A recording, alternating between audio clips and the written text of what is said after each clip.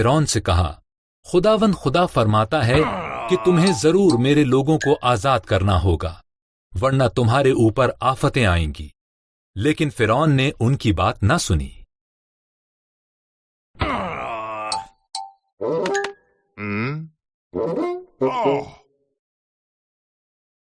بس خدا نے مصر کے پانی کو خون بنا دیا جسے کوئی بھی پی نہ سکتا تھا۔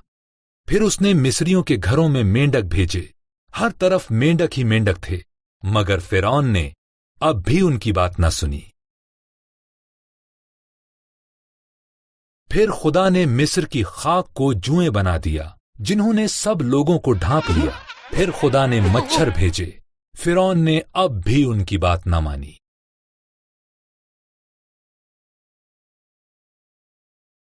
بس خدا نے مصر کے جانور مار دیے، گھوڑے، گدھے، اونٹ، بھیڑ، گائے اور بکریاں سب مر گئے۔ پھر سارے مصریوں کے جسموں پر پھوڑے نکل آئے، مگر فرعون نے تب بھی انہیں نہ جانے دیا۔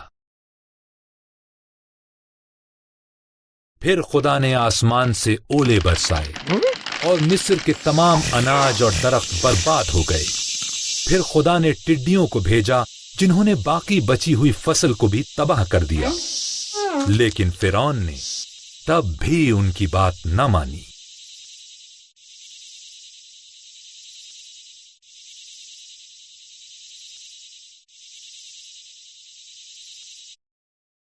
پھر خدا نے تمام ملک پر اندھیرا کر دیا، لیکن فرعون نے پھر بھی ان کی بات نہ سنی۔ خدا نے کہا، میں مصریوں اور ان کے چوپایوں کے تمام پہلوٹوں کو مار دوں گا۔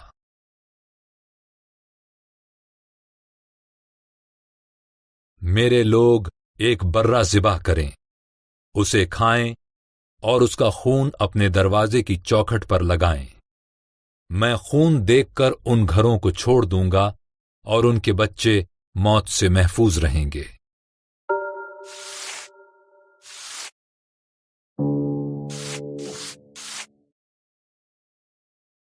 تم اس کا نام فسح رکھنا اور اسے ہمیشہ یاد رکھنا۔ اسرائیلیوں نے خدا کا حکم مانا، لیکن تمام مصریوں حتیٰ کہ فرعون کا پہلوٹا بیٹا بھی مر گیا۔ آخر کار فرعون نے ان کی بات مان لی اور اسرائیلیوں کو جانے دیا۔